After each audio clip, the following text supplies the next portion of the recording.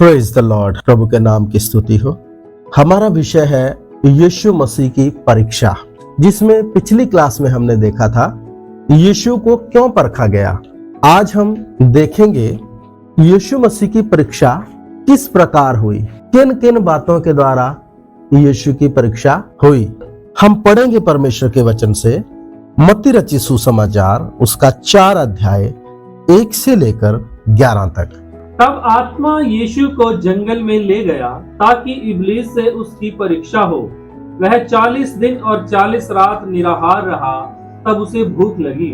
तब परखने वाले ने पास आकर उससे कहा, यदि तू परमेश्वर का पुत्र है तो कह दे कि ये पत्थर रोटियां बन जाएं। यीशु ने उत्तर दिया, लिखा है, मनुष्य केवल रोटी ही से नहीं परंतु हर एक वचन से जो परमेश्वर के मुख से निकलता है जीवित रहेगा।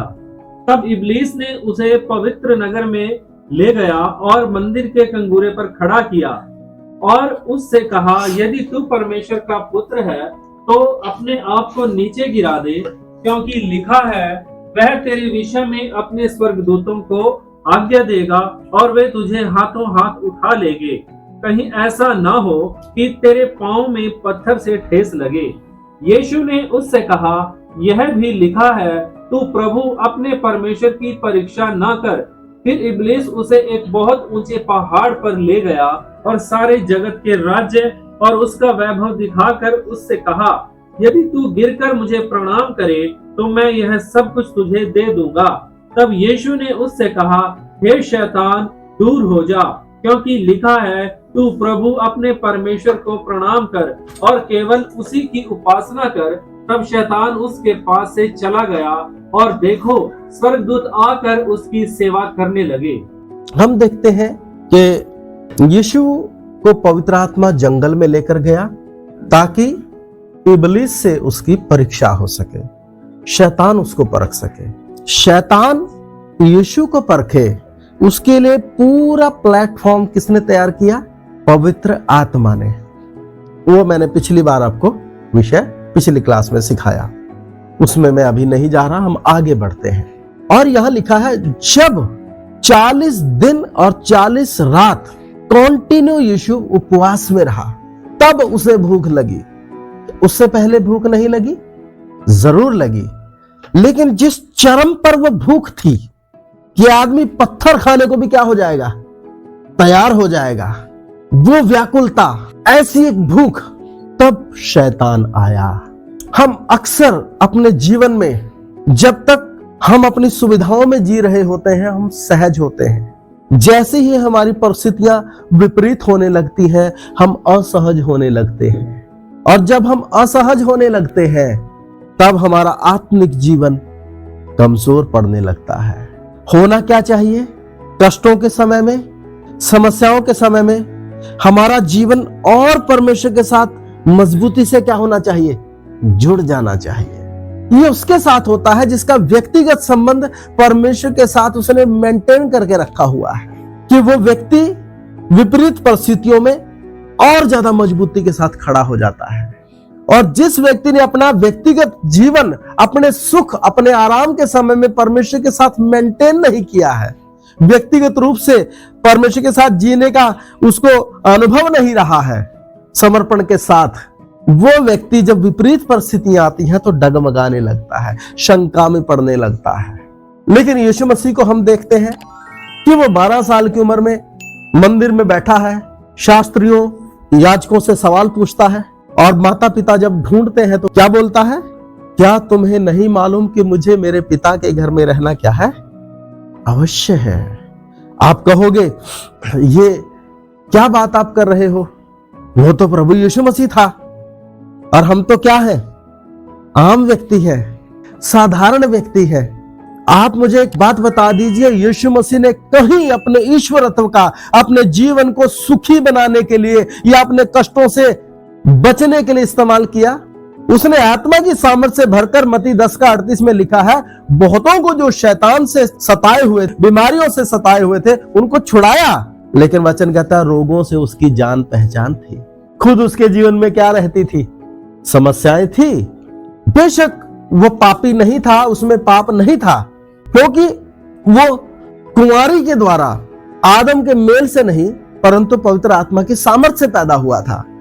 लेकिन परमेश्वर का वचन कहता है, पढ़ेंगे जरा रोमियो 8 अध्याय उसका 3 वचन। जो काम व्यवस्था शरीर के कारण दुर्बल होकर न कर सकी, उसको परमेश्वर ने किया, अर्थात अपने ही पुत्र को पापमय शरीर की समानता में और पाप बलि होने के लिए भेजकर शरीर में पाप पर दंड की आज्ञा दी।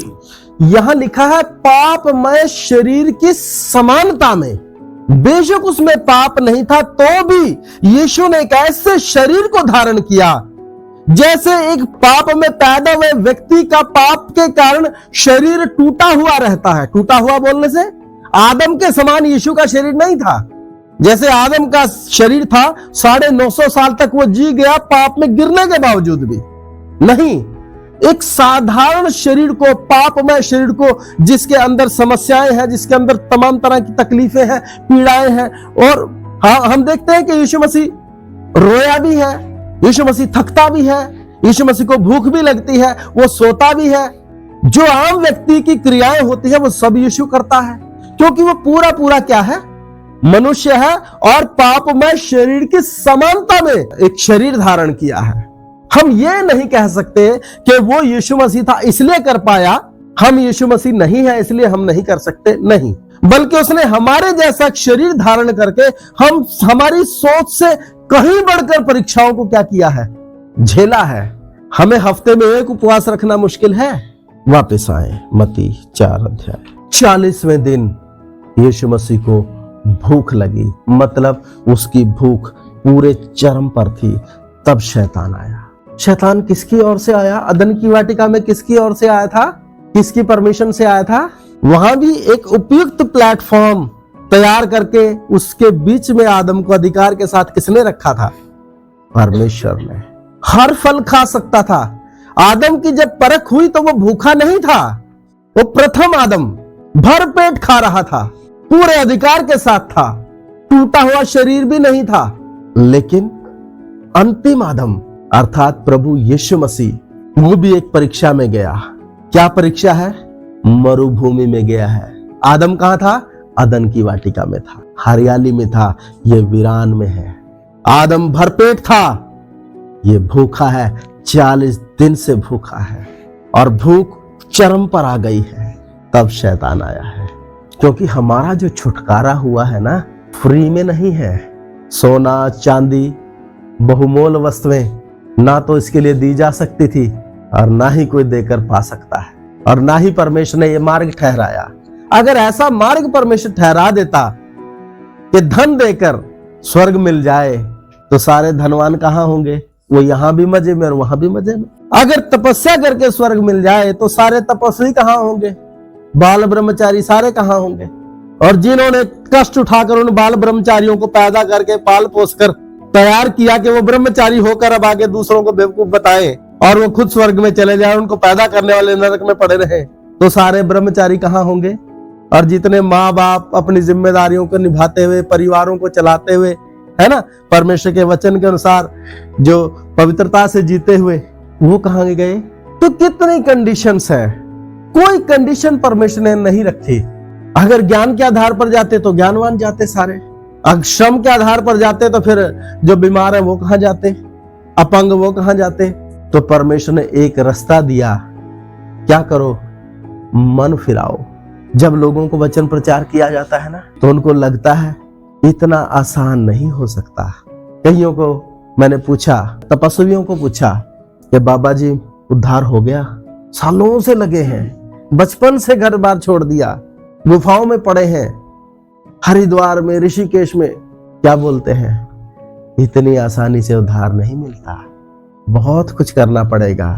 उनकी संपत्ति एक कंबल, एक झोला, 2 बर्तन, यही है।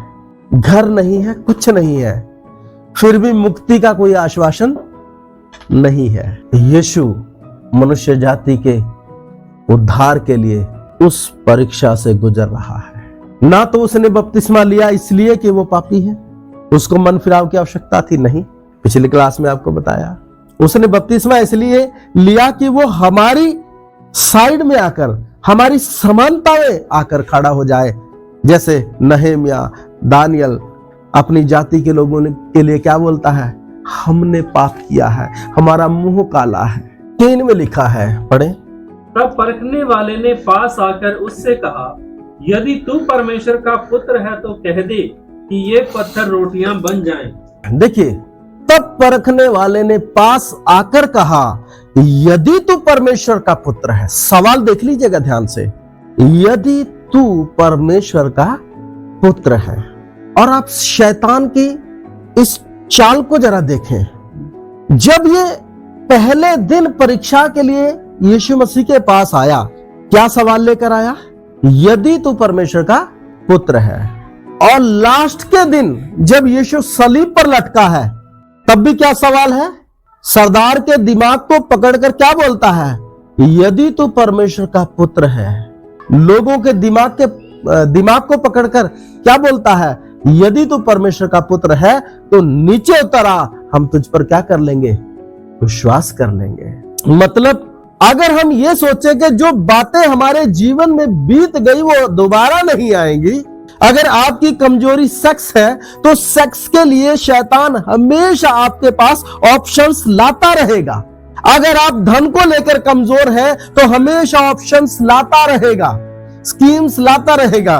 अगर आप आदर को लेकर बड़े इच्छावान हैं तो हमेशा शैतान उस तरह की परीक्षाएं आपके सामने लाता रहेगा। अगर आपको निरादर से बहुत परेशानी होती है तो निरादर हमेशा आपके पास आता रहेगा। हर चीज जब तक आप प्राण देकर इस संसार से चले नहीं जाएंगे, वो पलट पलट कर आपके सामने आती रहेगी। इसलिए वचन कहता है, प्राण देने तक क्या रहा? विश्वास योग्य रहे। व्यभिचार जवानी में नहीं, बुढ़ापे में भी हो सकता है। धन का लोभ, 20 साल तक मैं एक सेवक के तौर पर हूं या आप एक विश्वासी के तौर पर चलते आए, भविष्य में भी हो सकता है। हम किस लड़ाई को कब तक लड़ते रहे यह महत्वपूर्ण नहीं है, हम उसको लड़ते हुए एक जीवंत हालत में प्रभु के पास जाना है, यह महत्वपूर्ण है। सुलेमान 20 साल तक अच्छे आत्मिक जीवन को जिया, 20 साल बाद पतन को प्राप्त हुआ। उज्जिया राजा अपने जीवन के लंबे समय में परमेश्वर को प्रसन्न करने वाला बना, लेकिन अंतिम समय में धूप दान उठाकर परमेश्वर का दंड पाया। हिजकिया राजा अपने जीवन के अंतिम क्षणों तक, जब उसका समय आ गया, परमेश्वर के सामने वफादार रहा, लेकिन बात जब समय की हुई कि समय खत्म हो गया है, जो आज्ञा देनी है दे दे, तब रोने पीटने लगा। और वहीं उसको 15 साल तो मिल गए, लेकिन उसके आत्मिक जीवन में क्या आ गई? गिरावट आ गई। देमास अच्छे तरीके से निकला था, लेकिन बाद में संसार को उसने प्रिय जान लिया। मेरे प्रियो, यीशु मसीह क्या परमेश्वर का पुत्र है या नहीं? जब यीशु मसीह बपतिस्मा लेकर बाहर आया और प्रार्थना कर रहा था, तब स्वर्ग खुला, पवित्र आत्मा कबूतर की नाई उस पर उतरा और क्या आकाशवाणी हुई? ये मेरा प्रिय पुत्र है जिससे मैं क्या हूं? प्रसन्न हूं। यीशु मसीह ने खुद भी अपने आप को पुत्र के तौर पर स्थापित किया। उसने क्या कहा? जब चेलों ने पूछा कि ये बातें कब होंगी, तेरा आना कब होगा, तब यीशु ने कहा, उस समय और उस घड़ी को ना तो दूत जानते हैं ना पुत्र जानता है, केवल पिता जानता है। तो यीशु मसीह, ऐसी कितनी घटनाएं हैं, यीशु मसीह खुद बोलता है कि मैं परमेश्वर का क्या हूं? पुत्र हूं। फिर कितने चेलों ने, मत्ती 16:16 में पतरस स्वीकार करता है, तू जीवते परमेश्वर का क्या है? पुत्र है। मत्ती 27:54 में सूबेदार जो यीशु का पहरा दे रहा था, जब यीशु प्राण छोड़ा और चिल्लाकर प्राण छोड़ा, और एक अद्भुत घटना, तब वो बोलता है नीचे खड़े हुए, सचमुच ये परमेश्वर का क्या है? पुत्र। कितनी घटनाएं जिनमें लोगों ने स्वीकार किया कि वो परमेश्वर का पुत्र है। फिर यीशु मसीह शैतान को क्यों कोई रिस्पांस नहीं देता? ना जिस दिन परीक्षा शुरू हुई पहले दिन, उस दिन भी कोई रिस्पांस नहीं, और अंतिम समय में जब क्रूस पर लटका है और बीच की जो परीक्षाएं हैं, शैतान कभी उसको राजा बनाने पर तुला है, कभी उस पर पथराव करता है। किया नहीं किया? शैतान ने सब किया। शैतान तो कभी तो धक्का देकर क्या करता है, इतना आत्मिक एक व्यक्ति को बनाने की कोशिश करता है कि उस जैसा कोई आत्मिक नहीं है। कई बार एक व्यक्ति को इतना पीछे खींच ले जाता है कि उसको उकसा कर पाप करवा देता है और फिर क्षमा मांगने नहीं देता, उसको आत्मग्लानि से भर देता है, उसको अपनी इज्जत का तमाम तरह की बातों का धोखा देकर उसको पछाड़ कर क्या कर देता है, उस दौड़ से जिसमें उसको दौड़ना चाहिए वंचित कर देता है। यीशु मसीह ने शैतान की बात का कोई रिस्पॉन्स नहीं दिया। शैतान का क्या सवाल है? यदि तू परमेश्वर का क्या है, परमेश्वर का पुत्र होने का मतलब समझ रहे ना? जो कुछ परमेश्वर का है वो सब किसका है? अधिकार है ना। पत्थर को आज्ञा दे कि क्या बन जाए, रोटी बन जाए, बन नहीं सकती। और भूख लगी है या नहीं लगी है? आपको जोर की भूख लगी हो मांगेराम जी, आप चंडीगढ़ गए थे काम के लिए, जोर की भूख लगी है, दोपहर को आपको खाना खाने का मौका नहीं लगा, आप घर में 7 बजे प्रार्थना का टाइम है, आप 6:45 आए हो, किधर जाओगे? प्रार्थना में या रसोई में? सिर्फ एक टाइम की भूख हमसे हजम बर्दाश्त नहीं होती। हम सबका यही हाल है। हमें अगर भूख लगी होगी तो पहले हम क्या खाएंगे और फिर तसल्ली से आराधना करेंगे। 40वें दिन शैतान आया, चरम पर भूख है, अधिकार में कभी नहीं, कर सकता है, परमेश्वर का पुत्र ही है। परमेश्वर खुद बोलता है, लोग बोलते हैं, यीशु स्वीकार करता है। इवन यीशु ने तो यह भी कहा कि इससे पहले कि अब्राहम था मैं हूं, अर्थात वो अपने ईश्वरत्व को स्वीकार कर रहा है। हमने पढ़ा था 1 कुरिन्थियों 4 अध्याय का 5 वचन, ताकि परमेश्वर मनों की मतियों को क्या करता है? प्रकट करता है, हमारे अंदर में छिपे अभिप्रायों को प्रकट कर देता है। कई लोग कलीसिया में इसलिए चल रहे होते हैं कि मजबूरी है, समय पे उठना, प्रार्थना करना, वचन पढ़ना, है ना, इसलिए कि घर में माँ बाप है या पास्टर टोकता है या कोई भी है ना। इनके ऊपर से ये सारी बंदिशें हटा दो। छोटी सी बात है, मान लीजिए या सागर की जॉब लग गई, अब ये बाहर चले गए, वहां रूम लेके रह रहे हैं, तनख्वाह ठीक ठाक है, 50-60 हजार रुपए तनख्वाह लग गई, है ना। अब पता चलेगा कि सुबह उठता है या नहीं उठता है, बाइबल उठाता है पढ़ने के लिए या नहीं उठाता है, प्रार्थना करता है या नहीं करता है, फोन में क्या देखता है या नहीं देखता है। वहां लगता है कि असली रंग क्या है। ठीक है ना। अब तो क्या है, मजबूरी है, अब तो मजबूरी है। इसीलिए ऐसे लोगों को जिनको हम ढालते हैं ना, चलो हमारी तो मजबूरी, हम ये तो नहीं कह सकते जाके गली में उल्टे काम कर लो जाके, हम तो यही कहेंगे क्या क्या रहो, हमारा वो तो हमारी ड्यूटी है। लेकिन आपने, आपकी अपनी मेंटालिटी क्या है, आप खुद क्या है, ये तो आप ही अपने आप को साबित कर सकते हो, तय कर सकते हो। तय आपने करना है। आपके सामने परमेश्वर है जो उद्धार करता है। ये उद्धार करता परमेश्वर आपके जीवनों को बदलने की सामर्थ्य भी रखता है। जो निर्बुद्धि है उसको बुद्धिमान बनाने के लिए लिखा, जिसको बुद्धि की घटी हो वो परमेश्वर से मांगे, बिना उल्हाने के उसे क्या किया जाएगा, दिया जाएगा। तो किसी चीज की घटी हो, हम तो भंडार के पास आकर बैठे हैं। ये भंडार सारा असीम सामर्थ्य, सारे गुण, सारे वरदान हम में प्रकट हो सकते हैं, बस हम अपने आप को क्या करें, दें। लेकिन अगर देना नहीं चाहते तो फिर कोई कुछ उपाय नहीं हो पाएगा। तब यीशु ने क्या उत्तर दिया? रोटी बना सकता है जी, लेकिन क्यों नहीं बनाएगा? क्योंकि परमेश्वर की इच्छा है क्या रहे, भूखा रहे। मन की मति क्या है?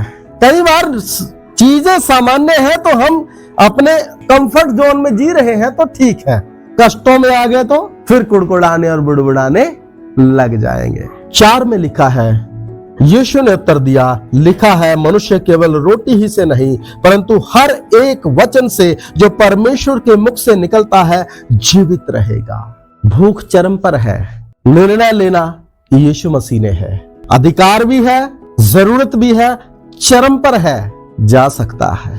ठीक है ना। आध्यात्मिक व्यक्ति आत्मिक बातों पर मन लगाता है, शारीरिक व्यक्ति शरीर की बातों पर मन लगाता है। जब तक परिस्थितियां सामान्य हैं हम आत्मिक बने रह सकते हैं, लेकिन वास्तव में हम आत्मिक हैं ये कब पता चलेगा? जब परिस्थितियां क्या है, विपरीत है।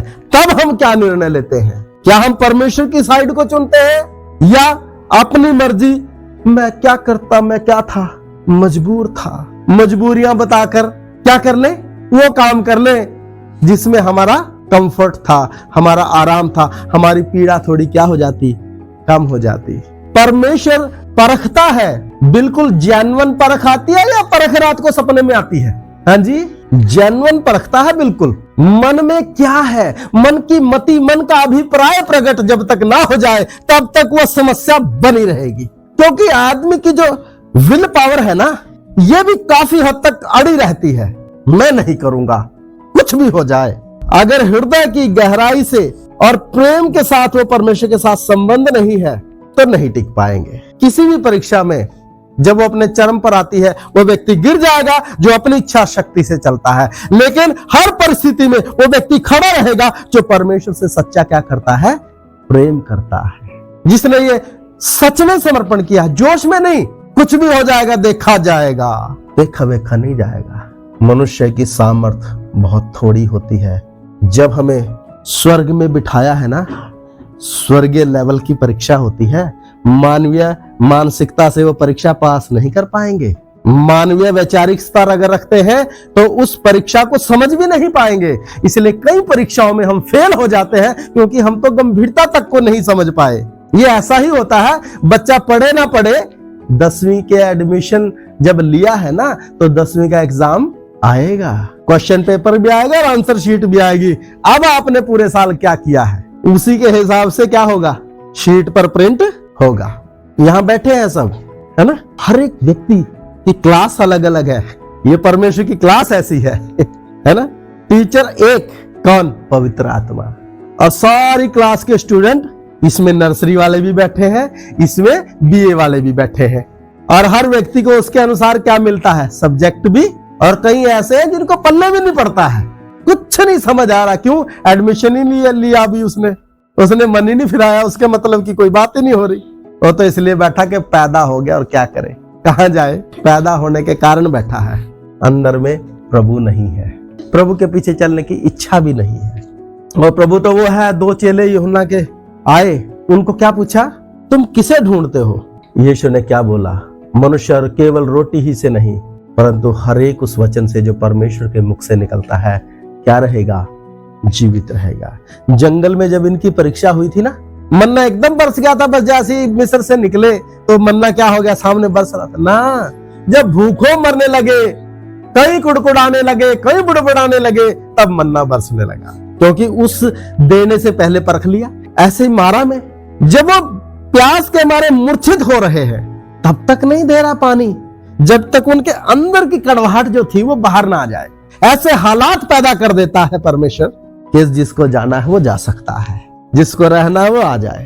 कई बार मैं सोचता हूं कि परमेश्वर ऐसा करता क्यों है। जैसे हम अगर पास्टरों से अगर हमसे सलाह लेकर परमेश्वर चले तो कभी भी वो परमेश्वर रहेगा ही नहीं, हम उसको किसी लायक नहीं छोड़ेंगे। लेकिन वो किसी की सुनता, वो अपनी ही मर्जी क्या करता है, क्योंकि वो धर्मी है, वो पवित्र है, वो न्यायी है, वो सत्य है, वो सर्वज्ञानी, सर्वव्यापी, सनातन काल का सृष्टिकर्ता परमेश्वर है। उसको कौन सिखाएगा, कौन उसका मंत्री बनेगा? हम सबों को चलाने वाला है। वो जानता है मन में क्या छिपा है, हम नहीं बताते किसी को। हम तो अपने अंदर में ना कुछ और बाहर में कुछ दिखाते हैं। परमेश्वर है जो मनों की मतियों को क्या कर देता है, प्रकट कर देता है। 5, तब इब्लीस उसे पवित्र नगर में ले गया और मंदिर के कंगूरे पर खड़ा किया और उससे कहा, यदि तू परमेश्वर का पुत्र है तो अपने आप को नीचे गिरा दे, क्योंकि लिखा है, वह तेरे विषय में अपने स्वर्गदूतों को आज्ञा देगा और वे तुझे हाथों हाथ उठा लेंगे, कहीं ऐसा न हो कि तेरे पांव में पत्थर से ठेस लगे।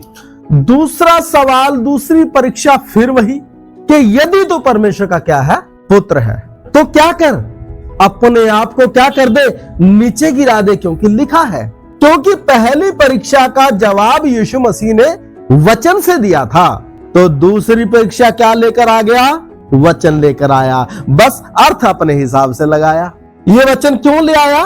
मलाकी 3 अध्याय उसका 1 वचन, देखो मैं अपने दूत को भेजता हूँ और वह मार्ग को मेरे आगे सुधारेगा, और प्रभु जिसे तुम ढूंढते हो वह अचानक अपने मंदिर में आ जाएगा। हाँ, वाचा का वह दूत जिसे तुम चाहते हो, सुनो वह आता है, सेनाओं के यहोवा का यही वचन है। हाँ, तू तो परमेश्वर का पुत्र है, मंदिर के कंगूरे पर लेकर गया। तू यहां से अपने आप को गिरा दे, क्योंकि परमेश्वर के स्वर्गदूत तेरी रक्षा करेंगे और वचन कहता है भजन संहिता 91 अध्याय उसका 11 और 12। भजन संहिता 91 उसका 11 और 12। क्योंकि वह अपने दूतों को तेरे निमित्त आज्ञा देगा कि जहां कहीं तू जाए वे तेरी रक्षा करें। वे तुझको हाथों हाथ उठा लेंगे, ऐसा ना हो कि तेरे पांव में पत्थर से ठेस लगे। स्वर्गदूत तुझे उठा लेंगे, ये वचन कहता है। तू अपने आप को गिरा दे, और वचन में कहा है कि वो मंदिर में क्या हो जाएगा जी? दोबारा से पढ़ेंगे जरा 3 का 1 मलाकी। अचानक मंदिर में क्या होगा जी? देखो मैं अपने दूत को भेजता हूँ और वह मार्ग को मेरे आगे सुधारेगा, और प्रभु जिसे तुम ढूंढते हो वह अचानक अपने मंदिर में आ जाएगा। हाँ, तू ऊपर से छलांग मार, उड़ते हुए तू, तेरी टांग नहीं टूटेगी, उड़ते हुए सबके सामने आएगा नीचे, और अचानक तुझे देखेंगे लोग, तुझ पर क्या कर लेंगे? विश्वास कर लेंगे, और तू लोकप्रिय हो जाएगा, एकदम बिल्कुल फेमस होकर क्या हो जाएगा? कुछ मेहनत करने की जरूरत नहीं। मैं बताता हूं स्कीम। अगर तू परमेश्वर का क्या है? पुत्र है, और वो वास्तव में है, लेकिन यीशु जैसे समझ नहीं पा रहा शैतान की बातों को। इतनी अच्छी अच्छी सलाहें अगर कोई हमें दे तो हम तो कब के गिर के टांगे क्या कर लेते, अपनी तोड़वा लेते। परमेश्वर के विषय में लिखा वो महाबुद्धिमान है। कौन है?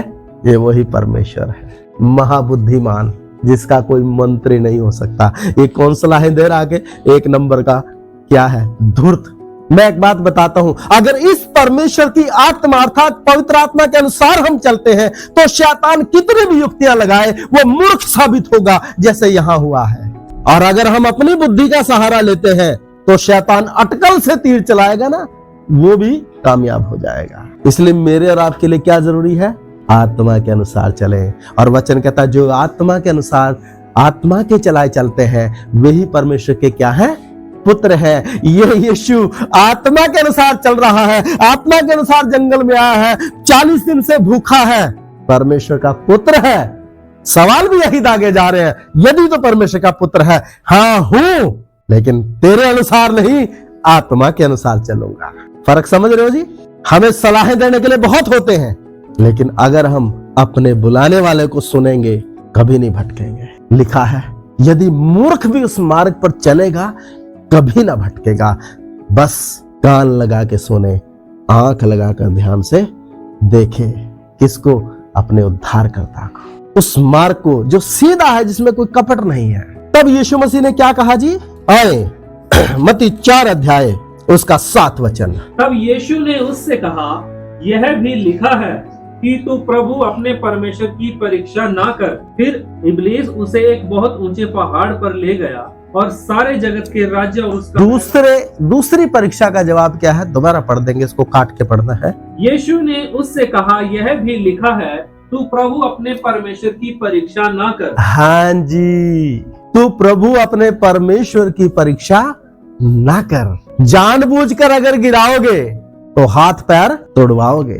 परमेश्वर की परीक्षा क्यों नहीं करनी? क्योंकि लिखा है, क्या मिट्टी कुम्हार से कह सकती है कि तूने मुझे ऐसा क्यों बनाया? क्या कोई अपने कर्ता से कह सकता है कि तूने ये क्या किया, या तू ऐसा करके दिखा? वो तो हमारी परीक्षा कर सकता है। क्या आप स्कूल में अपने टीचर का टेस्ट लिया कभी? वो तो करता है। ये संभव नहीं है ना ये बच्चे की मानसिकता के अनुसार है, ना उसकी हैसियत के अनुसार है।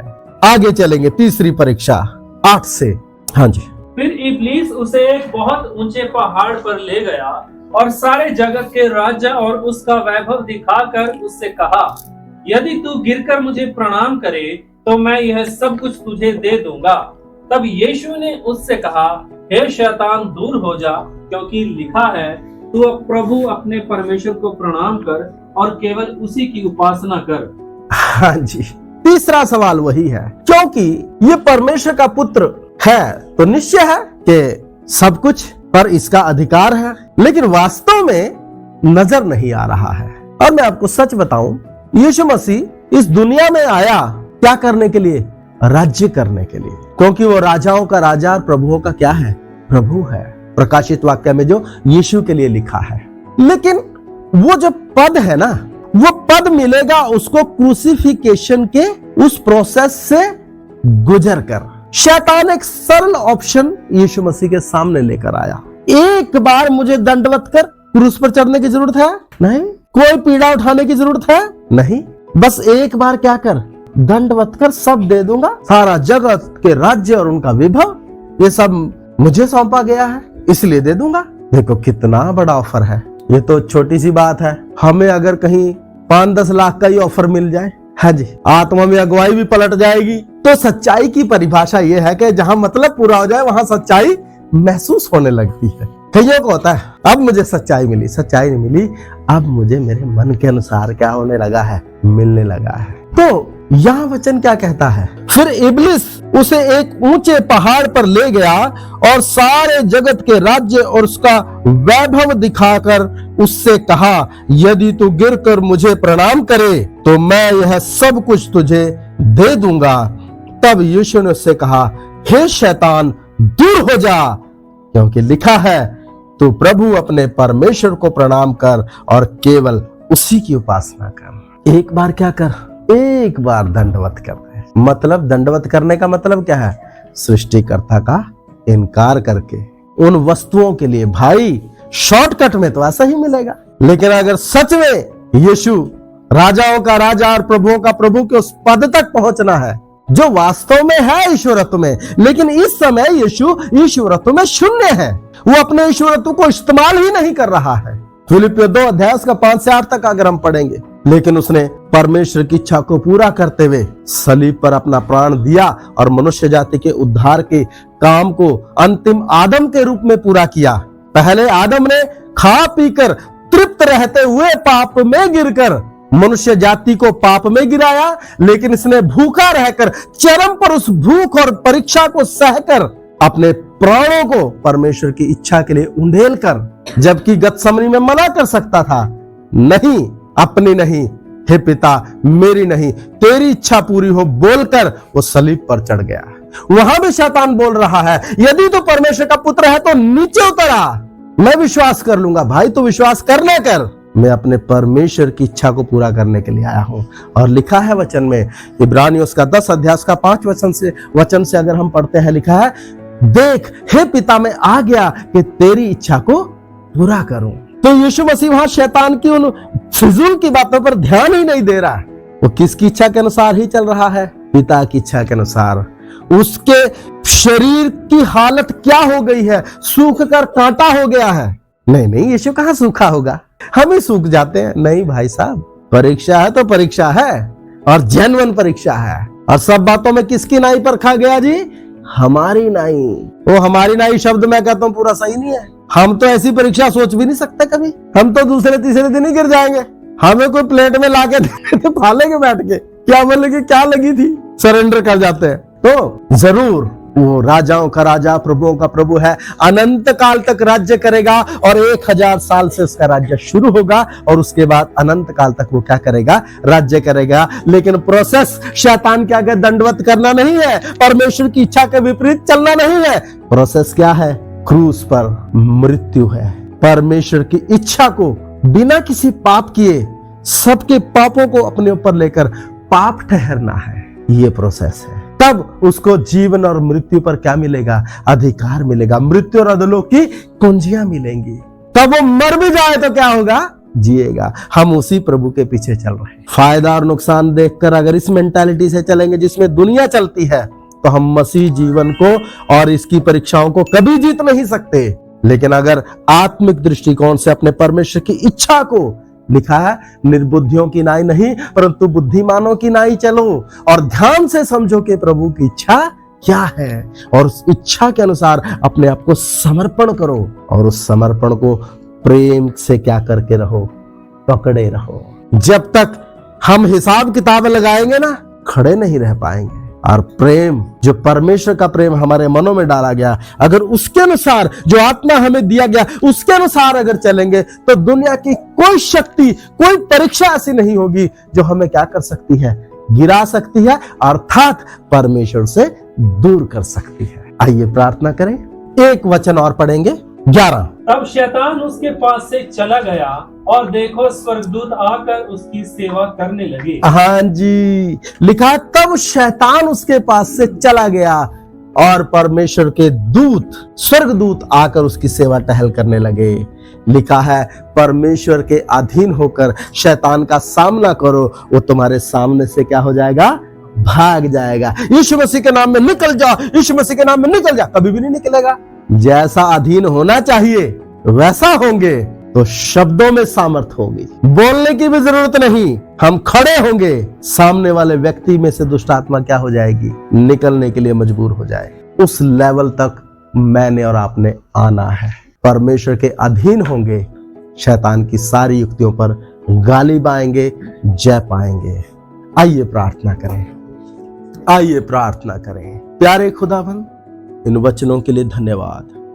होने दे प्रभु, जैसा हमारा मुंजी, हमारा उद्धार करता हमें चलकर दिखाया, जैसा वो पिता के अधीन रहा, पूरा अपने आप को शून्य किया, पवित्र होने पर भी, धर्मी होने पर भी अपने स्वयं का, अपने आप का इनकार किया, वैसे प्रभु हमें अपने पापों, अपनी बुराइयों, अपनी मनमर्जियों से इनकार करके पिता के अधीन होकर चलने के लिए और शैतान की सारी युक्तियों पर जयवंत होने के लिए सहायता करें, कि हम अपनी उस दौड़ को पूरा कर सकें जिसमें हमें दौड़ना है, ताकि वो इनाम पा सके जो हमारे प्रभु, हमारे मुंजी, हमारे उद्धारकर्ता ने हमारे लिए रखा है।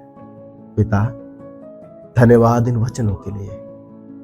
आदर महिमा आपको मिले, यीशु मसीह के नाम में, आमीन।